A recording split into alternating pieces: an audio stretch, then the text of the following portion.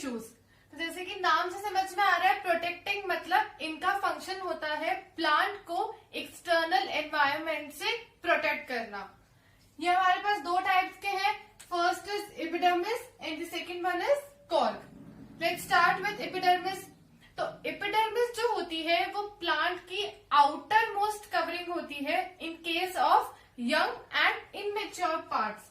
ठीक है, मतलब जो सॉफ्ट पार्ट्स होते हैं जो अभी यंग है उनमें जो आउटर मोस्ट कवरिंग होगी वो होती है एपिडर्मिस की। जनरली एपिडर्मिस जो होती है वो सिंगल लेयर्ड होती है, मतलब अगर ये एक लेयर है तो बस इसमें एक ही लेयर के सेल प्रेजेंट होंगे, इतनी ही लेयर होगी। ठीक है, तो this is known as single layered epidermis.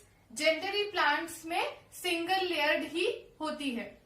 But in the case of desert plants, मतलब वो प्लांट्स जो डेजर्ट में रहते हैं उनमें जो एपिडर्मिस होती है वो मल्टी लेयर्ड होती है। मल्टी लेयर मतलब जैसे एक लेयर मैंने यहाँ ऐसे बनाई है, ऐसी ही एक लेयर नीचे भी प्रेजेंट होगी। ठीक है, ऐसी ही एक और लेयर प्रेजेंट होगी, मतलब एक से ज्यादा लेयर, यानी कि in case of desert plants epidermis is multi layered. Multi layer होती है। अब क्योंकि एक से ज्यादा है, मल्टी लेयर है, तो ये थिक भी होगी और साथ ही साथ ये क्यूटिन से कवर्ड होगी। मतलब इस एपिडर्मिस के ऊपर एक लेयर प्रेजेंट होगी जो होती है क्यूटिन की। No, cutin is an organic substance जो कि वाटर को ट्रांसमिशन को अलाउ नहीं करता।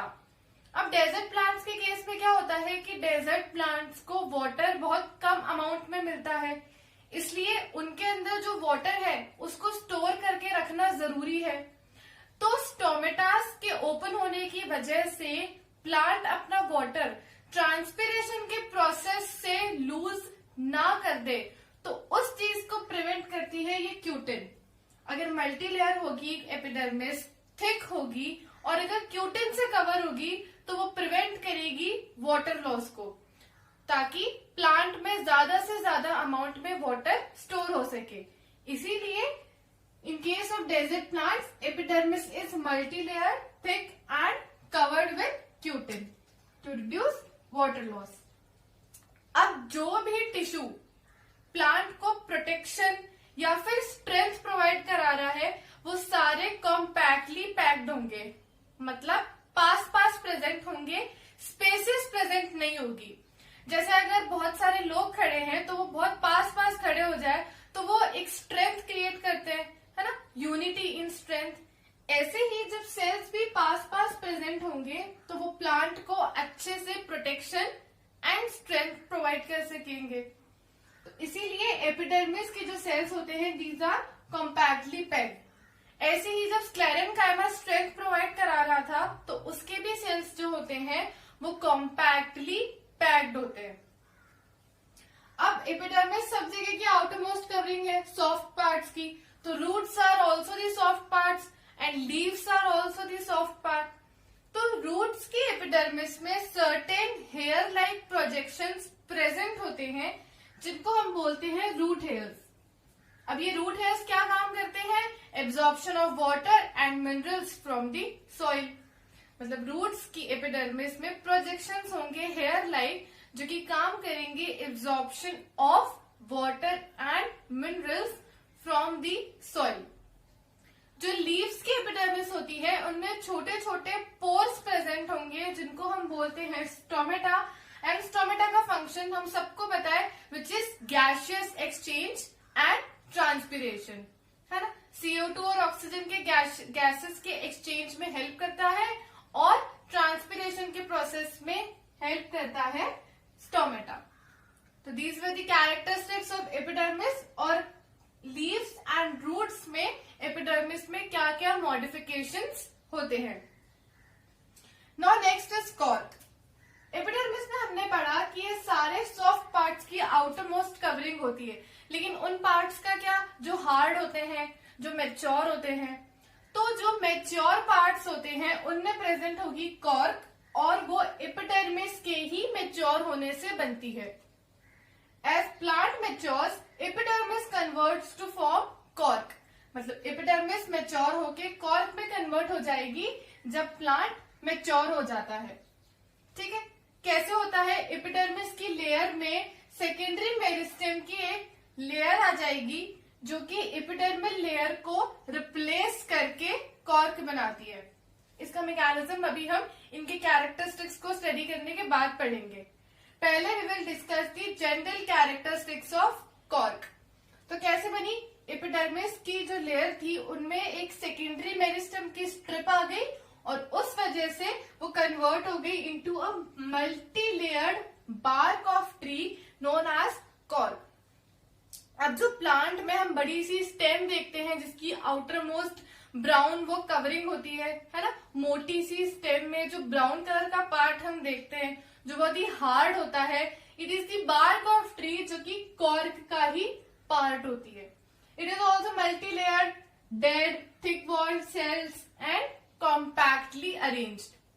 अगेन कॉर्क का काम भी प्रोटेक्शन प्रोवाइड कराने का होता है, तो वो कॉम्पैक्टली अरेन्ज्ड होते हैं, लेकिन कॉर्क के सेल्स जो होते हैं वो डेड होते हैं, वाइल एपिडर्मल सेल्स जो थे वो लिविंग थे।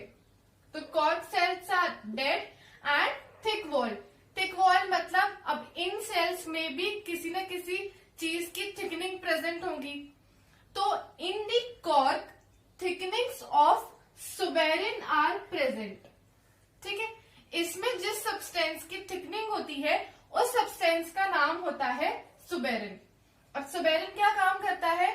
ये प्लांट को गैसेस और वाटर से प्रोटेक्ट करता है because it is impervious to gases and water. तो क्या होगा? जिस एरिया में प्लांट को गैसेस एंड वाटर की जरूरत नहीं है वहां पे कॉर्क प्रेजेंट होगी, जिससे ये प्लांट को गैस एंड वाटर से प्रिवेंट करेगा जहां पर भी कॉर्क प्रेजेंट होंगी, क्योंकि कॉर्क में सुबेरिन प्रेजेंट है। ठीक है, तो it will prevent the plant from gases and water. Also जो एक्सटर्नल बैक्टीरियाज होते हैं, छोटे छोटे माइक्रो ऑर्गेनिजम्स होते हैं, उनसे भी प्रिवेंट कराने का काम होता है कॉर्क का। साथ ही साथ cork also prevents the plant from the external temperature. अगर एक्सटर्नल टेम्परेचर से प्लांट को प्रोटेक्ट कर रहा है तो हम कह सकते हैं कि it provides the insulation to plant from the external temperature. ये इंसुलेशन प्रोवाइड कराता है ताकि बाहर का जो भी हार्श टेम्परेचर है वो प्लांट को नुकसान ना पहुंचा सके। These were the characteristics of epidermis and cork. Now will study the mechanism कि एपिडर्मिस से कॉर्क कैसे बनती है।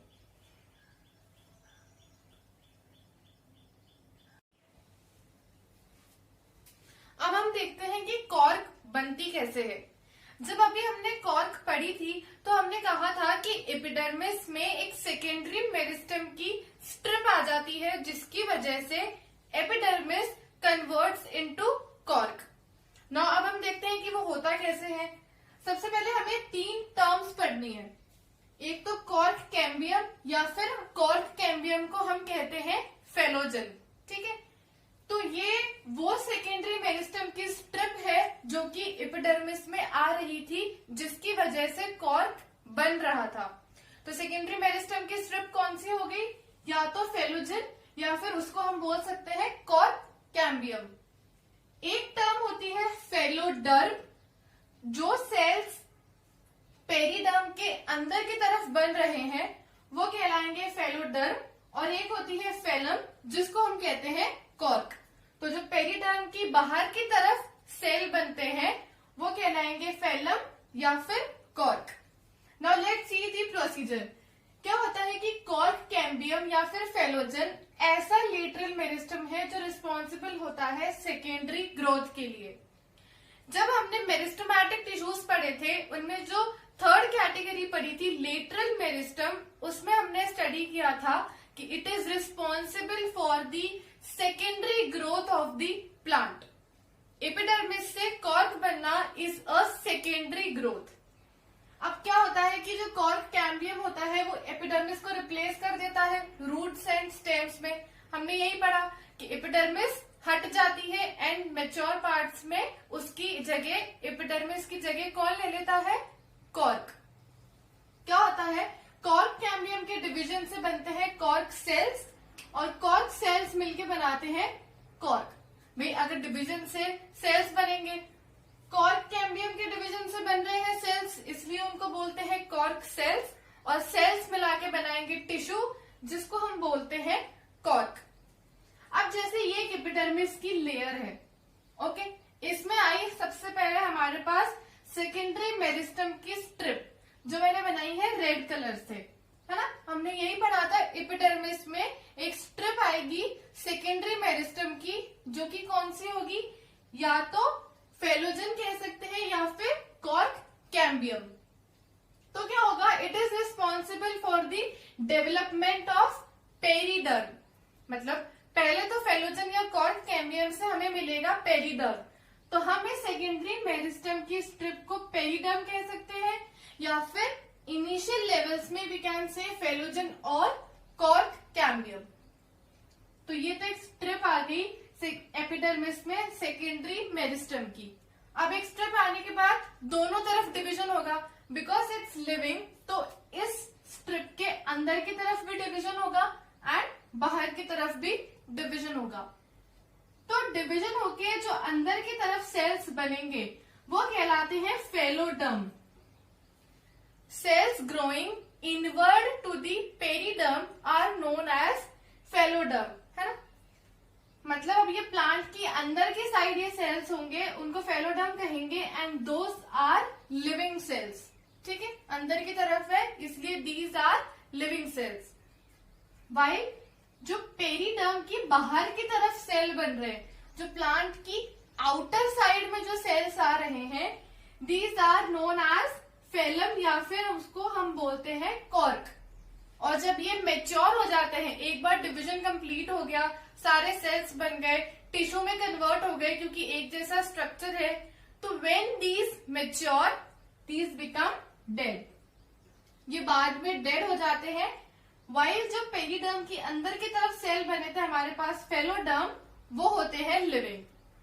तो अब हमें समझ में आ गया कि कैसे एपिडर्मिस में एक सेकेंडरी मेरिस्टम की स्ट्रिप आई, उससे बाहर की तरफ जो सेल्स का डिवीजन हुआ, उससे हमें मिले cork cells, and cork cells group together to form cork.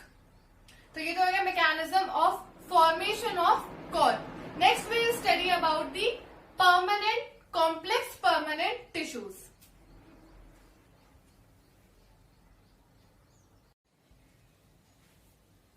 अब हम स्टार्ट करेंगे with complex permanent tissues.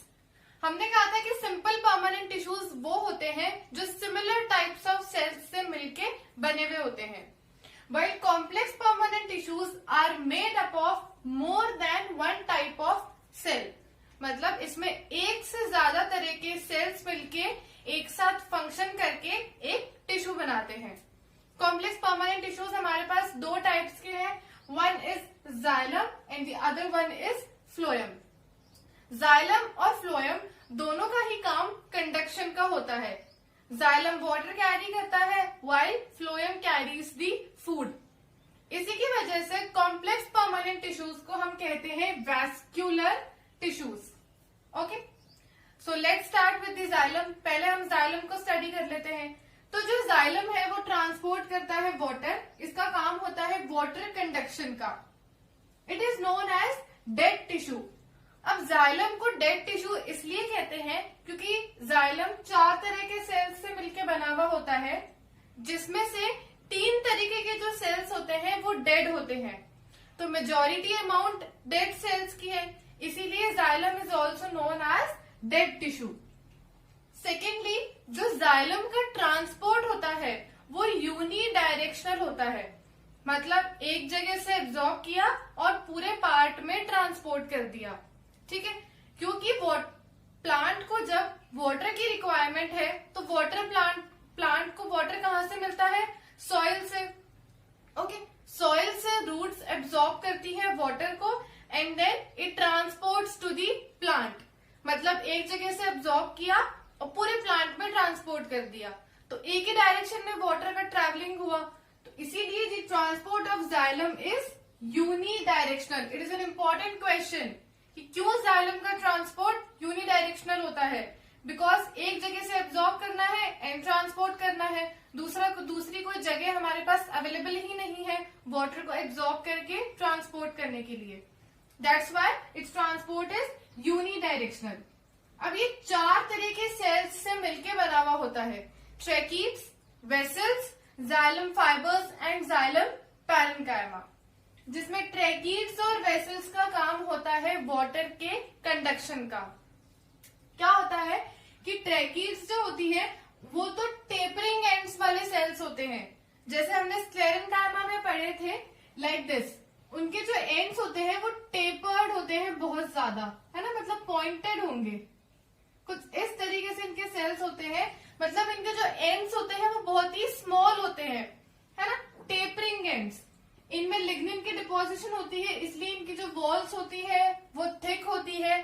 The cells of tracheids are dead cells, ठीक है। सब जगह पे लिग्निन की डिपोजिशन प्रेजेंट होंगी। ऐसी कोई जगह जहां पे लिग्निन की डिपोजिशन एब्सेंट है वो जगह कहलाती है पिट्स। Those places where lignin is absent is known as pits, ठीक है। वैसे तो सब जगह ही लिग्निन प्रेजेंट होगा, लेकिन जहां पर भी लिग्निन एब्सेंट होता है वो जगह कहलाएंगी पिट्स। Now these cells of tracheids arrange one above the another forming a long tube-like structure। एक के ऊपर एक जब अरेंज होंगे तो एक लंबी सी tube like pipe like structure बन जाएगा, जिससे फिर वाटर का कंडक्शन होगा। नाउ जो ट्रैकीड्स होती है वो प्रेजेंट होती है प्रिमिटिव प्लांट्स में। नेक्स्ट डाइवर्सिटी वाले चैप्टर में हम पढ़ेंगे कौन से प्लांट्स प्रिमिटिव होते हैं, कौन से advance, but just to know tracheids are present in the primitive plants like gymnosperms. उनमें ट्रैकीड्स की अमाउंट ज्यादा होती है। ऐसा नहीं होता कि एडवांस प्लांट्स में ट्रैकीड्स एब्सेंट होते हैं, प्रेजेंट तो होंगे एडवांस प्लांट्स में भी, लेकिन उनकी अमाउंट कम होगी और वेसल्स की अमाउंट जो होगी वो ज्यादा प्रेजेंट होंगी। अब देख लेते हैं ऐसा क्यों होता है, क्या फर्क होता है वेसल्स एंड ट्रैकीड्स में। Vessels are also dead cells, उनकी भी वॉल्स में लिग्निन प्रेजेंट होता है, वो भी एक के ऊपर एक अरेंज होती है, ट्यूब लाइक स्ट्रक्चर बनाती है। ये तीनों कैरेक्टर्स इनके बिल्कुल सिमिलर है, ट्रैकीड्स एंड वेसल्स के। फर्क कहाँ पे आ जाता है, हमने कहा था ट्रैकीड्स के जो एंड्स होते हैं वो टेपरिंग एंड्स होते हैं, है? एंड में जाके वो बहुत छोटे छोटे होल्स प्रेजेंट होंगे, बहुत टेपरिंग एंड्स होंगे। वाइल वेसल्स में क्या होगा, ब्रॉड एंड्स आर प्रेजेंट, है ना, लाइक दिस। डायग्राम आपको ग्रुप पे भेज दिया जाएगा। बट वेसल्स में क्या होता है कि इनके जो एंड्स होते हैं वो बहुत ही ब्रॉड होते हैं और एक के ऊपर एक अरेंज होंगे, और इनके बीच में जो दीवार होती है, जैसे अगर एक ये है हमारे पास पाइप और एक मेरे पास ये पाइप है, तो ये बीच की दीवार या तो एब्सेंट होंगी और अगर प्रेजेंट होंगी तो उसमें परफोरेशंस प्रेजेंट रहेंगे, है ना। परफोरेशंस मतलब छलनी जैसे होती है उसके जैसा प्रेजेंट रहेंगे। अब क्या फर्क हो जाता है, एक तो ये टेपरिंग एंड्स वाली है, मतलब इसके एंड्स बहुत ही छोटे हैं और इसके एंड्स जो है वो बड़े हैं, तो नेचुरली वेसल्स में जो वाटर का ट्रांसपोर्ट होगा वो ज्यादा अमाउंट में होगा एज कंपेयर टू ट्रैकीड्स। और जो एडवांस प्लांट्स है उनमें वाटर की रिक्वायरमेंट ज्यादा होती है, इसीलिए उनमें वेसल्स ज्यादा अमाउंट में प्रेजेंट होंगे। जैसे हमारे पास 2 पाइप है, ठीक है, पेड़ों को पानी डालते हैं तो हमारे पास 2 तरह के पाइप है। एक तो मेरे पास छोटा पाइप है जिसका एंड सिर्फ इतना सा है, वाइल एक मेरे पास बड़ा पाइप है जिसका एंड इतना बड़ा है। तो जिसका एंड बड़ा है, जिसका मुंह बड़ा है, उससे ज्यादा अमाउंट में पानी आएगा as compare to the pipe जिसका एंड छोटा है। Similar in this case, tracheids के एंड्स छोटे होते हैं तो इसमें वाटर कम अमाउंट में ट्रांसपोर्ट होता है, और वेसल्स के एंड्स बड़े होते हैं इसलिए इसमें वाटर ज्यादा अमाउंट में ट्रांसफर होता है। दैट्स व्हाई ये एडवांस प्लांट्स में ज्यादा अमाउंट में प्रेजेंट होते हैं, क्योंकि उनकी वाटर रिक्वायरमेंट्स ज्यादा होती है। अब लास्ट के जो 2 एलिमेंट्स हैं, xylem fibres and xylem parenchyma, ये सिंपली वही है जो हमने सिंपल सपोर्टिंग टिश्यूज में स्क्लेरेन्काइमा पढ़े थे। जाइलम फाइबर्स को हम जाइलम स्क्लेरेन्काइमा भी कह सकते हैं। दीज आर डेड सेल्स जिनका काम होता है स्ट्रेंथ प्रोवाइड कराने का, और जाइलम पैरेन्काइमा लिविंग सेल्स होते हैं जिनका काम होता है स्टोरेज का and sideways conduction of water. Plant में जब साइड्स में वाटर का कंडक्शन करना होता है तो वो फंक्शन पैरेन्काइमा करता है, साथ ही साथ स्टोरेज का फंक्शन भी पैरेन्काइमा परफॉर्म करता है। These were the 4 elements of xylem. Next we'll study about phloem.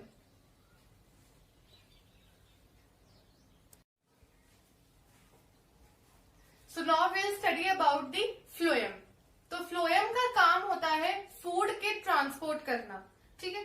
Food कहाँ पे सिंथेसाइज होता है? लीव्स में। तो वहां से लेके फूड को पूरे प्लांट में ट्रांसपोर्ट करने का काम होता है फ्लोएम का। Now phloem is the living tissue, क्योंकि इसके 4 एलिमेंट्स में से 3 एलिमेंट्स लिविंग होते हैं, इसीलिए phloem is known as living tissue. Now जो फ्लोएम का ट्रांसपोर्ट होता है वो बाय डायरेक्शनल होता है, ओके। जाइलम का ट्रांसपोर्ट कैसे था? यूनिडायरेक्शनल, वाइल फ्लोएम का ट्रांसपोर्ट जो होता है वो बाय डायरेक्शनल होता है। ऐसा क्यों होता है? सी, ये प्लांट है, ठीक है। हम पढ़ते हैं कि लीव्स में प्लांट का खाना बनता है, या फिर प्लांट्स के जो ग्रीन पार्ट्स होते हैं वहां पर फूड सिंथेसाइज होता है। तो फूड सिंथेसाइज हुआ, यहां से लेके पूरे प्लांट में वो फूड डिस्ट्रीब्यूट हो गया। अब ऐसा तो नहीं है कि जितना भी खाना बनेगा सारा का सारा खाना ही प्लांट यूज कर लेगा। कुछ जो फूड होता है प्लांट का जो यूज नहीं होता, जो एक्स्ट्रा होता है, वो स्टोर हो जाता है रूट्स में, ठीक है। एक्स्ट्रा फूड जो होगा वो रूट्स में स्टोर हो जाएगा। हमने पढ़ा था सेल चैप्टर में कि जो ल्यूकोप्लास्ट होते हैं वो काम करते हैं स्टोरेज का, ठीक है। तो या तो वहां पे स्टोर हो गया या कहीं पर भी बेसिकली रूट्स में जाके वो फूड स्टोर हो जाता है। तो एक डायरेक्शन तो ये हो गई कि जहां पे फूड सिंथेसाइज हुआ वहां से पूरे प्लांट में ट्रांसपोर्ट हो गया। अब क्या होगा जब कंडीशंस अनफेवरेबल होती है, मतलब जब लीव्स अपना फूड नहीं सिंथेसाइज कर पाती, तो प्लांट क्या करता है? उस स्टोर्ड फूड को यूज करता है, ठीक है। यहाँ पे वो स्टोर्ड फूड है। अब क्या करेगी फ्लोएम? यहां से फूड लेके पूरे प्लांट में ट्रांसपोर्ट करेगी। तो 2 डायरेक्शन में ट्रांसपोर्ट हो गया, एक तो जहां पे सिंथेसाइज हो रहा है वहां से पूरे प्लांट में ट्रांसपोर्ट हो गया, और एक जहां पे वो स्टोर हो रखा था, यानी कि नीचे से वहां से लेकर पूरे प्लांट में ट्रांसपोर्ट हुआ।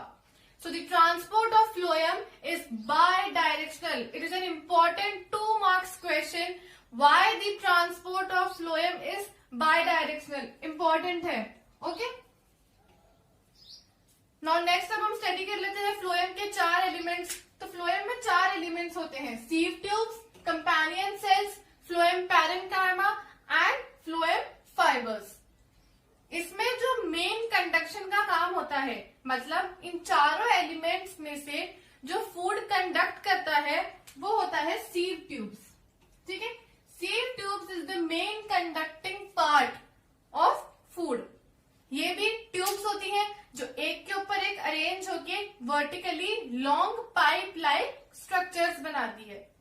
अब क्या होगा जब एक ये ट्यूब है, एक ये ट्यूब है, जब ये एक के ऊपर एक अरेंज होगी तो इनके बीच में परफोरेशंस प्रेजेंट होंगे, या फिर हम कह सकते हैं पोर्स प्रेजेंट होंगे, गैप प्रेजेंट होगा, जिसको हम बोलते हैं सीव प्लेट, लाइक दिस। ये सेल्स प्रेजेंट है एंड इसके बीच में जो स्पेसेस है यहां से फूड का ट्रांसपोर्ट होता है, ओके।